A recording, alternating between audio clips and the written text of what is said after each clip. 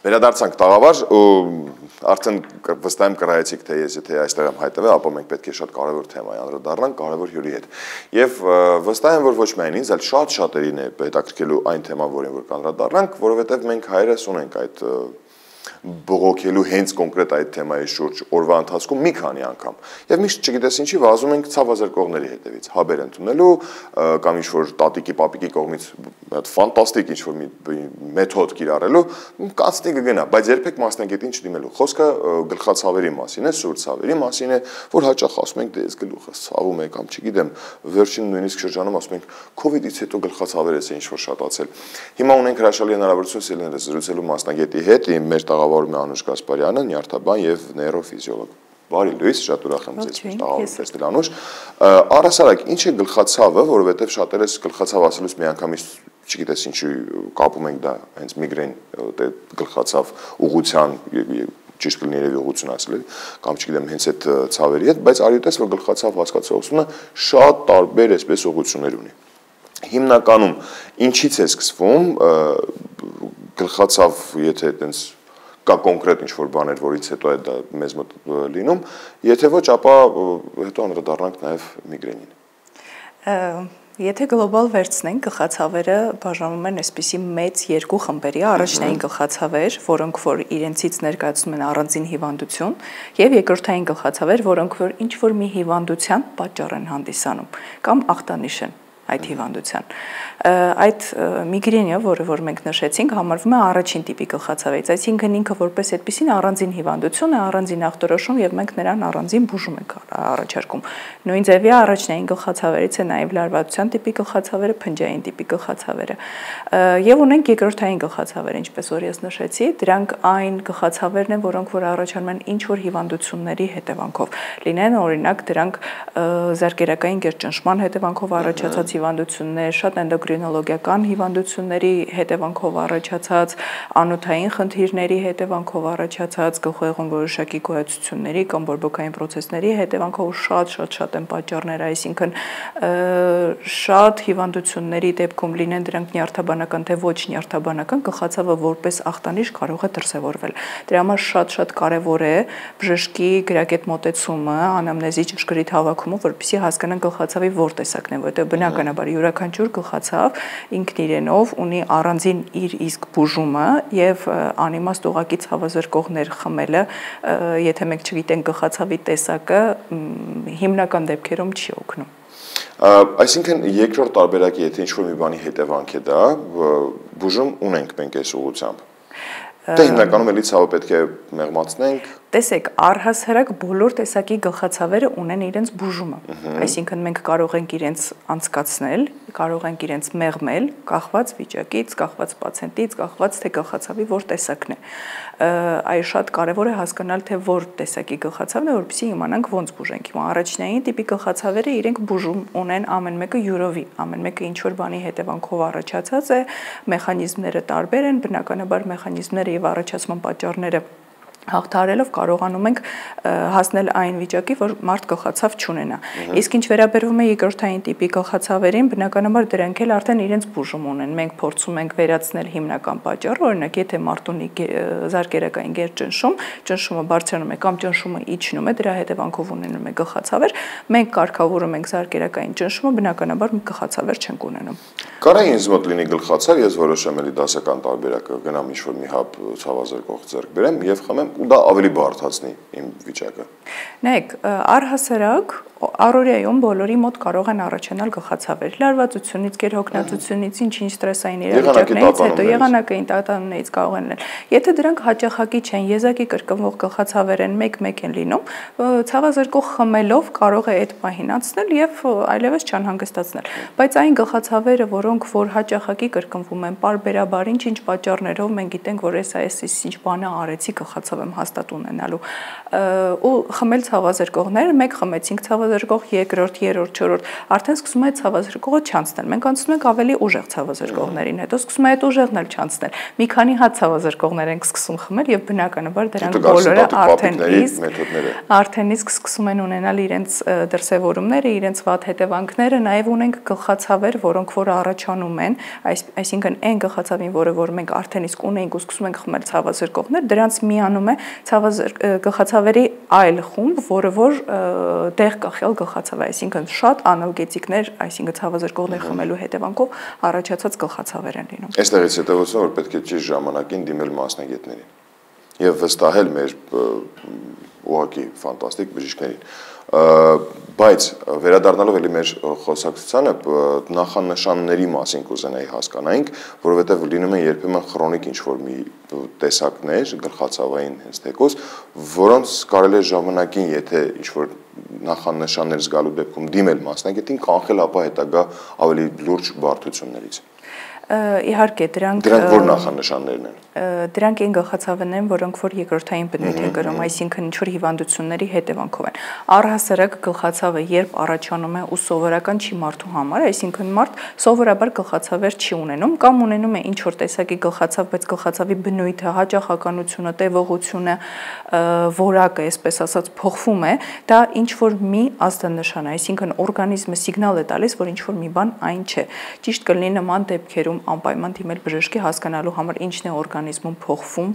որը օրգանիզմը մեզ այսպիսի սիգնալներ է տալիս։ Իսկ ինչ վերաբերում է առաջնային տիպի գլխացավերին, դրանք իհարկե քրոնիկ բնույթ կրող գլխացավեր են, ինչպես նշեցի, լարվածության տիպի գլխացավերը, միգրենի եւ կլաստերայինը, դրանք քրոնիկ տիպի գլխացավեր են, որոնք որ մարդուն կարող են ժամանակ առ ժամանակ, այսպես ասած, անհանգստացնել։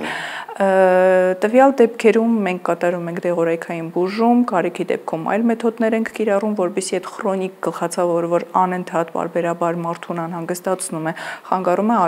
առօրյա գործունեությանը, բերում է աշխատունակության անկման, որպեսզի այդ գլխացավերը չլինեն եւ չխանգարեն մարդուն։ Որպես այդպիսին առաջնային գլխացավերը իրենք վատ հետևանքների ու բարդությունների սովորաբար չեն բերում կլասիկ դեպքում։ Կան իհարկե բարդացումներ կամ օրինակ միգրենի դեպքում մենք կարող ենք ունենալ միգրենիոզ ստատուս կամ միգրենի հետևանքով առաջացած գլխուեղի արյան շրջանառության խանգարում, էպիլեպտիկ ցնցումներ, որոնք որ այո կարող են կյանքին վտանգ սպառնալ տվյալ դեպքում, տվյալ պահին,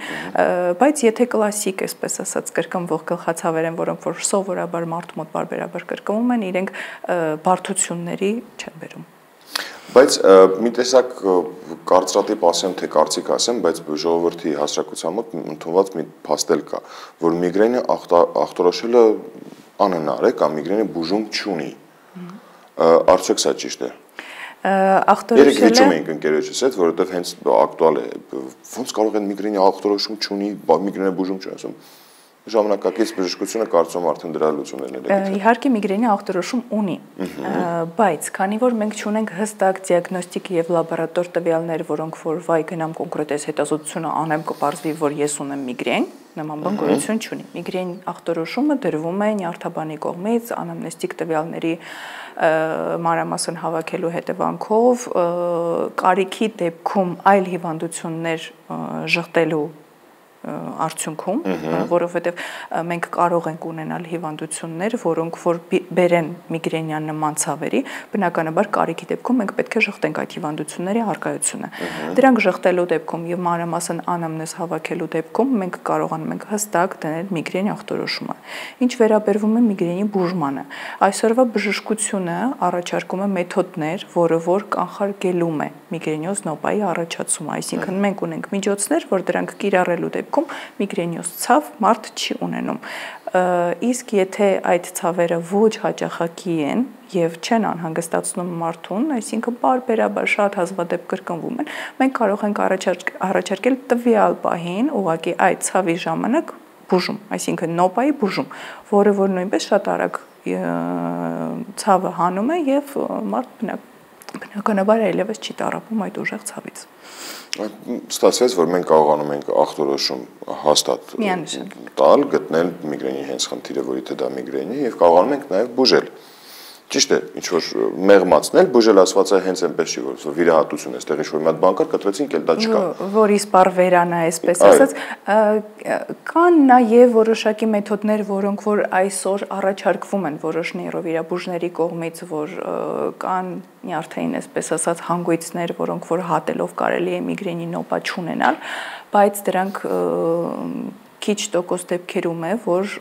այսինքն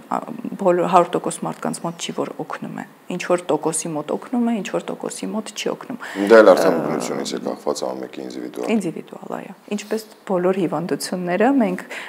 մարդուն եւ օրգանիզմը բուժում ենք ինդիվիդուալ, նույն ձև եւ միգրենը մենք չենք կարող մոտեցումը ունենանք ասենց նույն երկու մարդու մոտ։ Իրականում ճիշտ է, մենք միշտ ուզում ենք միանշանակ պատասխան լսել, երբ որ օրինակի համար տանիչ խնդիր կա, դու սանցեղտիկին կանչում ես, գալիս է այդ խնդրի լուծում գնում է։ Ասենք թե, չգիտեմ, այլ վարպետ չի գալիս ջրի հետ կապված ինչ-որ խնդիր լուծում։ Նույնը բժշկությանն ենք մենք ուզում շատ հաճախ վերաբերվել, որ պետք է գանք, եթե իմ գլուխն է ցավում, ապա ես դիմում եմ հենց նյարդաբանի, գլխացավի հետ կապված ինչ-որ միանշանակ պետք է լուծում լինի ու ես վերջանամ գնամ։ Բայց բժշկությունն էլ իր մշակույթն ունի, չնայած որ միշտ շատ դեպքերում մեզ համար մի քիչ այլ բարդ աշխարհ է դառնում դա, ընկալման հետ կապված, բայց ամեն դեպքում վստահությունը կարծում եմ ամենամեծ օգնությունն է այս պարագայում, երբ որ վստահում ենք բժիշկներին, որոնց շնորհիվ էլ գալիս ենք դրական արդյունքի։ Կհամաձայնեք ինձ հետ, որ նաև շատ դեպքերում գլխացավը մեր անկանոն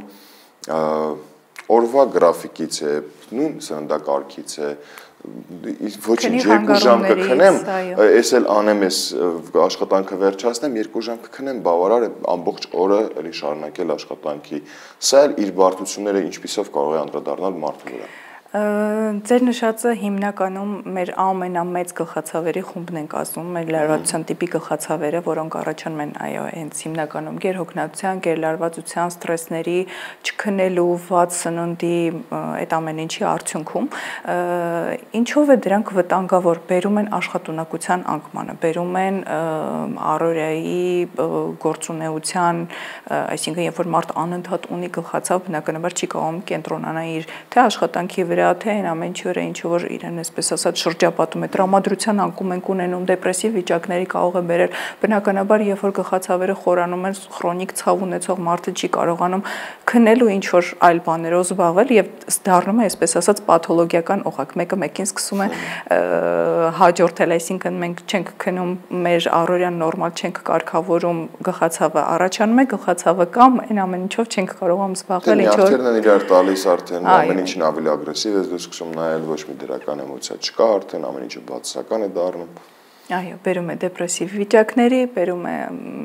ամեն ինչ, այսպես ասած, վատ գույների, կյանքի վատ գույների,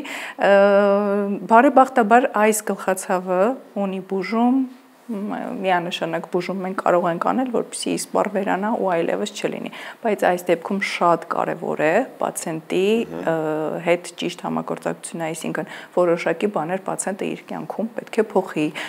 այդ հանգստի, քնի ռեժիմը, աշխատանքային որոշակի փոփոխությունները դա չպետք է կարգավորել, որպեսզի գլխացավերը իսպառ վերանան։ Բայց դա այո, այս սիտուացիայում այս դրության մեջ ժամանակ հենց մարդն է, ինքն է իր առաջին բժիշկը։ Հետևելով թեկուզ իր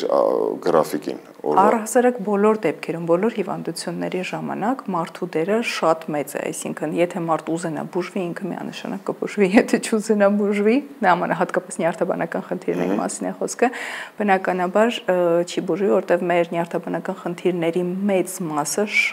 շատ սերտ կապ ունի առօրյա գործունեության, քնի ռեժիմի, աշխատանքի բնույթի եւ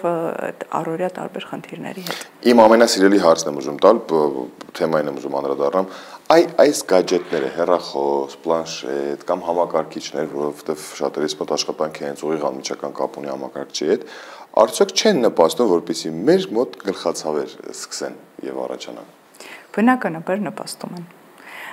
Ես հասկանում եմ, առաջադեմ դարում ենք մենք ապրում ու առանց գadgetների չենք կարող ամենայն հավանականությամբ, բայց կարելի է ամեն ինչ անել չափի մեջ։ Առաջանում է իհարկե երկարատև էկրանի հետ շփոթում, այո, առաջանում է ակնագնդի մկանների լարվածություն, կենտրոնացման, այսպես ասած,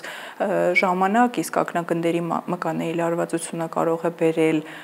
գլխամաշկի տակ գտնվող մկանների լարվածության եւ բերել իհարկե գլխացավերի, կարող են լինել ծրագրերակային ճնշման բարձրացումներ այդ սպազմերի հետևանքով ու շատ այլ փոփոխություններ։ Էլ չեմ ասում կենտրոնացման, հիշողության դժվարացում կարող է առաջանալ երկար գadgetները օգտագործելուց եւ այլն։ Եվ ոչ մի էմոցիա մենք չենք ստանում այդտեղից, եթե համեմատենք մարդկային շփմանը։ Մեր զրույցից ես համենայնդեպս հետեւյալ հետևություններ արեցի, որ եթե մենք ինքներս կարողանանք կարգավորել մեր օրվա գրաֆիկը, այսինքն թե քնին տրամադրենք նորման, չգիտեմ, իմ դեպքում դա 8 ժամն է, գուցե մեկի մոտ 9 ժամն է, բայց թե նաև սննդակարգին, նորմալ հանգստին, որտեղ կան հանգստյան օրեր, դրանք հենց պատահական չեն կոչվում, հանգստյան օրեր, չէ՞ որ աշխատանքային շաբաթը հագեցած աշխատանք եղել, նաև պետք է մարմնին, օրգանիզմին տալ մի քիչ հանգիստ։ Եվ այստեղ նաև հետևություն, որ պետք է գadgetների հետ կապված գոնե մի քիչ ինչ-որ սահմանափակել, եթե պարտադիր բնի չի կրում, ապա օրվա ընթացքում մի քանի ժամ տրամադրենք առանց գadgetների, այսպես շփում մեր հարազատների հետ, եւ ամենակարևորը, եթե ինչ-որ նախանշաններ կան, ապա ինքնաբուժությամբ չզբաղվենք, այլ դիմենք հենց մասնագետներին, որոնք հենց այդ ուղղությամբ ժամանակ, առողջություն, գիտելիք են այսպես ձեռք բերել, ծախսել են ամեն ինչ, որպեսզի ունենան։ Շատ շնորհակալություն ձեզ։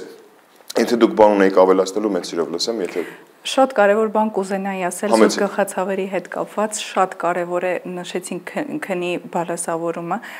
շատ կարևոր է ոչ թե հենց 7-8 ժամ քնելը, այլ ճիշտ քնի ռեժիմ ունենալը, այսինքն մենք կարող ենք օրինակ քնել 3-ին 4-ին արթնանալ օրինակ 11-12, դա չի նշանակում ճիշտ քուն։ Մենք պետք է քնենք գոնե ժամը 11-ին, որ կարողանա մեր քնի ցիկլը, հենց ցիրկադային ռիթմը ինքը ճիշտ ընթանալ եւ օրգանիզմը հասցնի հանգստանալ։ Եվ նաեւ շատ կուզենամ նշել, որ գլխացավ ունեցող պացիենտ ինչի եմ ուզում նշեմ, որտեղ մեր Հայաստանում շատ տարածված է ծխախոտամոլությունը եւ գլխացավ ունեցող պացիենտը ինքը պետք է, այսինքն իր համար առաջին թշնամիներից մեկը դա ծխախոտն է։ Ծխել առհասարակ չի խրախուսվում, պետք է այդ վատ սովորությանը վերջ դնենք բոլորս, ովքեր որ ծխում ենք, ես ինքս ծխող լինելով ինչի մասն եմ խոսում, բայց ընդունում եմ, որ սխալ եմ անում։ Շատ շնորհակալություն կարևոր զրույցի համար, նաև ձեր խորհուրդների համար, ձեզ լավ օրը մաղթում, իսկ մենք շարժվենք առաջ։